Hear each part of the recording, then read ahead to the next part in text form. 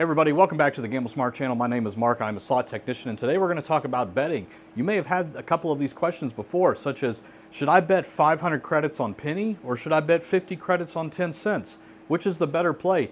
The answer might surprise you, and please stick around to the end because we're going to set up and explain all of the mechanics of a slot machine using Huff and even more Puff, because it's a perfect example of this very topic, and we're going to dive in deep to figure out how the progressives work, how the bonuses work, etc. when it comes to your bet size. This is really important stuff. You guys should really pay attention to this one.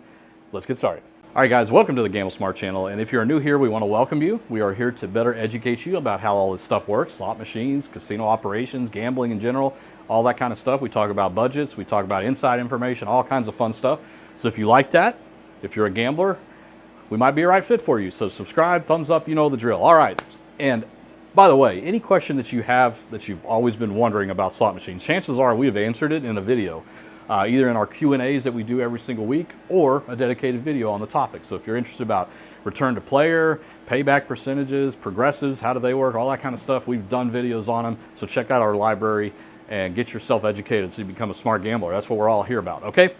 Let's talk about bet sizes and what you should do, okay? So the question that is always proposed to us is, what's better? 500 credits at a penny or 50 credits at a dime? Because the ultimate answer is it's both $5, right? You're betting $5 on a penny denomination and $5 on a dime denomination. Is there a difference there? There actually is, but does it really matter? Let's get into it now. All right, guys, so before we can answer that question, I want to teach you about the game mechanics that you find in most slot machines these days. I used Huff and even more Puff because it's a perfect example of how this works. But this is very common, spread out amongst all the different popular games that are out there: Dancing Drums, Ultimate Firelink, all those games. Okay, so let's talk about these up here, okay? Minor, mini, grand, major. Okay, you typically see this on a lot of games these days. And what does that actually mean? So these are called bonuses. You see, they don't say progressives or anything like that. They just say bonus. These change based on the denomination that you are betting. So right now we're at penny. If I were to go up to, say, 5 cents, you see that this has changed now to $50 and $2.50. Now let's go up even further. Let's say go to dollar. They changed again, $1.50 and $7.50, okay? So this is always in relation to the denomination. These are not shared amongst all the denominations. What is shared amongst all the denominations is the major and the grand, okay? So hold that thought for just a second. Let's go back to the pennies, and I want to explain something here. So on the bet panel down below, and I'll put a little picture up here, you see that we have 5 different options to pick from. We have 100, 200, 300, 500, and 800, okay? So doing the math, that's $1, $2, $3, $5, and $8 bet.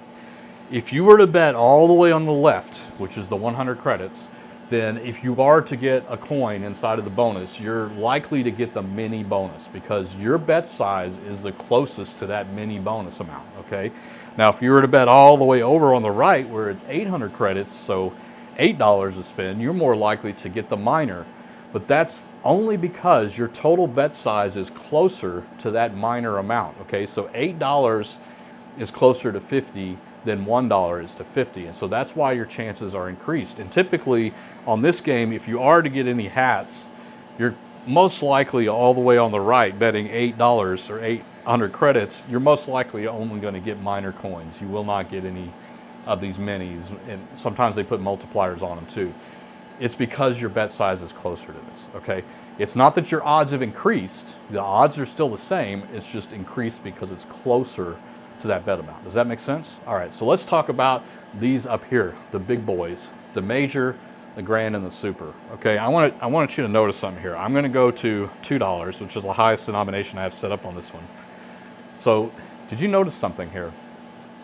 That major is actually lower than the minor bonus, okay?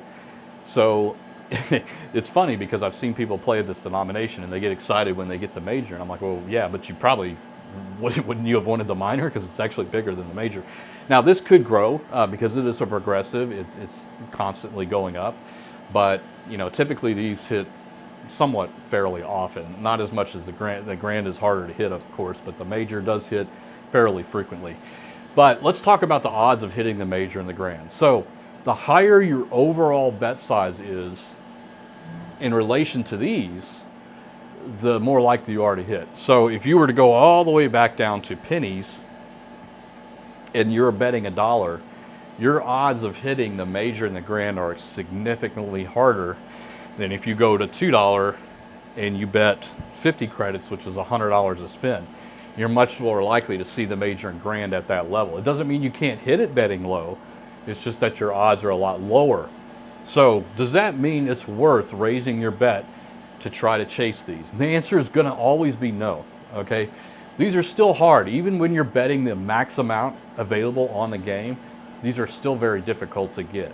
Okay, you got to not ever chase progressives like that. It's just not a good idea. It's not gambling smart. Okay, make this just be the icing on the cake. If you get that magical coin and ends up flipping over the major or the grand, be very, very happy. You got something that's hard to get, right? But it's definitely not worth raising your bet just for that. So does that make sense? Like the reason that these come up a lot more often when you watch people play at higher denominations is just because their total bet size is closer to what these amounts are, you know, compared to like betting smaller, for example. Like if you were to bet very, very small and all the way on the left of on the bet panel, then it's going to be harder to get those. But that's only because it's further away from it. Make sense? All right, so let's try to answer the question about, is it better to bet 500 credits at a penny or 50 credits at a dime? So on a game like this, it really doesn't matter. Even if the payback percentage of return was different, and we'll get into that in a second, it's really not going to make any difference. But there is something that you need to be very, very aware of. And make sure that whatever credit amount you're betting, that you are covering all available features on the game itself. I'm going to show you a bet panel here for a Lord of the Rings game that I like a lot. Notice that on the left side, you only get to activate 5 of the 10 features. But if you bet on the right side here, you're going to activate, or you can activate, all 10 features. And it's important that you understand that betting inside of those different areas inside of the game where you're activating all available features is maximizing your potential return on that game. If you don't do that, or you bet less where you can't activate progressives or respin features or free games or anything like that, if you are not doing that, you are killing your potential return. We see this on Top Dollar a lot. Dave and I are always commenting how we've gone up to a Top Dollar machine and we see somebody betting less than the amount required to activate the bonus. You're killing, especially on a game like that, you're killing your return to player 30% or more by not doing that. So it's very important before you make a betting decision, such as the whole 500 credits or 50 credits on dimes, you need to look at the game rules and make sure that if you are only betting 50 credits at dimes, that you're covering all the available features of the game, including progressives and bonus rounds and everything like that. If you are, your choice. It really doesn't, in the short term, make a bunch of difference, okay? I know what you're going to say, though, and I'll show you a screen right here of the typical setup that you would find on a Huff and Even More Puff in a casino. You can see that here on the left side, lower denominations have the lower payback percentage return. And then if you look at the right side over here, the higher denominations have a higher payback percentage return. In the long run, it will make a difference. In the short run, it will not make a difference. No human being is going to be able to tell the difference between the low on this one and the high on this one in any kind of short-term session, okay? It would take hundreds of thousands of spin before you would notice any kind of difference, okay? So we really feel strongly about that, okay? And we've done a lot of examples. I'll link a video up here if you want to see us testing this. Like we did hundreds of spins on a slot machine at different payback percentages and then shared with you the actual end results. And it's very surprising, right? And it's something that I think most people should watch and understand, because there's a lot of stuff telling you, a lot of people and a lot of billboards and advertisements and stuff saying that RTP makes all the difference. It really doesn't in the short term. Things like volatility and bet sizes make more of a difference than the actual return to player, okay? So to answer that question, which one would I play, it doesn't really matter. It really doesn't matter. I would probably do the dime at 50 cents as long as it's covering everything, but that's really up to you, what you decide to do on that. All right, to wrap this all up, and this is what we talk about a lot on this channel, when it comes to figuring out what you want to bet, you need to make that decision based off of your budget, your session amount, what you're comfortably willing to lose, things like that, okay? That is a personal decision that you're going to have to make. Don't think that you're going to be able to make any kind of crazy decisions on a game like this to dramatically increase your chances of getting a big return, okay? as long as you're covering all the features of the game, you just got to deal with it, right? Like, you just got to get lucky and hope for the best, okay?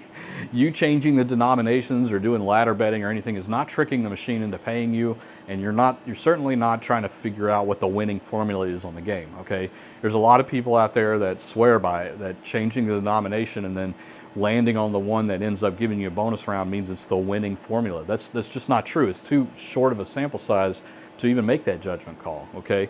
You just got lucky, and that's what you really want to do, is just get lucky, right? That's how slot machines work. So guys, just always pay attention, bet what you're comfortable with betting. I hope it kind of clears up with the mechanics here. Try to get a good example of something that you see a lot in casinos, Huff and Even More Puff.